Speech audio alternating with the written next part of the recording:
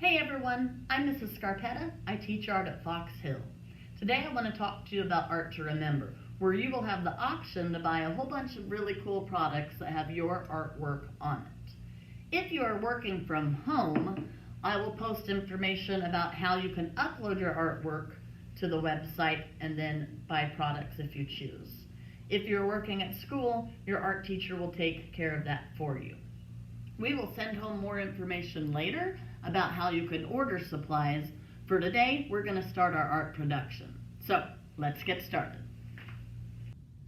Hi guys, I'm Mrs. Scarpetta. I teach art at Fox Hill. For this Art to Remember project, we're going to do a self-portrait. Before we begin, I wanted to talk to you about 3 different types of pictures based on the subject of the picture. When the subject of an artwork is outside, we call that a landscape. If it's a picture of stuff or objects, that is a still life. And when you have a picture of a person, that is a portrait. When the artist does a picture of themselves, then that portrait is a self-portrait, which is what you're going to start making today. So let's get started. Okay, you can see here a couple of different self-portraits that I've done. And on these, we drew with pencil, outlined with a black Sharpie, colored with crayons, and then painted the backgrounds in watercolor paint. If you don't have those supplies at home, it's perfectly fine for you to do this entirely in Sketchbook or to just outline and color and the entire thing with crayons.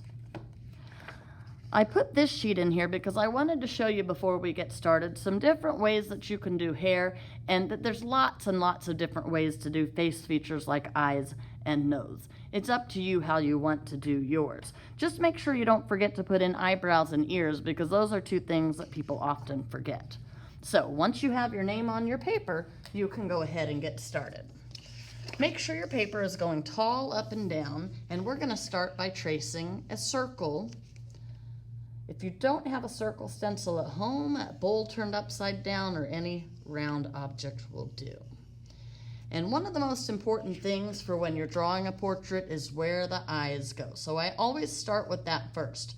I want you to sketch in a super light line that we will erase later so that your circle is divided exactly in half.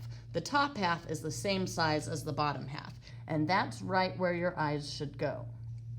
Now I'm going to do my eyes kind of a football shape, but like I showed you just a few minutes ago, you can do your eyes however you want. And then once you have your eyes in the right place, then it's easy to figure out where everything else goes from there. So I'm going to speed up the video so it goes a little bit quicker.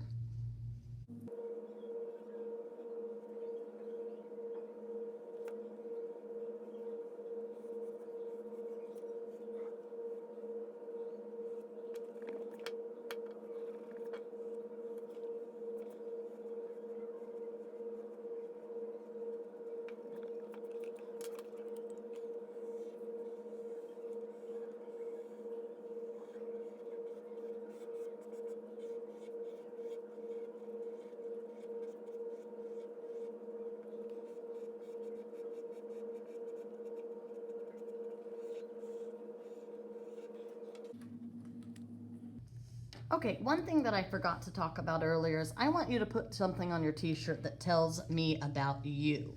And you probably want to add that in before you outline with your Sharpie, but I wanted to make sure I could actually talk to you about it. I'm going to put my art apron, and I'm going to just put the top of the word art here because that tells you something about me, but you can put whatever you like. And again, I recommend drawing it before you outline with the Sharpie, but I wanted to be able to tell you about it. So once you get done outlining everything, then you can go in and clean up with an eraser. And that's all you need to have done for today. So take a photo of what you've done, post it in Canvas, and you'll be ready to go for next week. Have fun. Take care.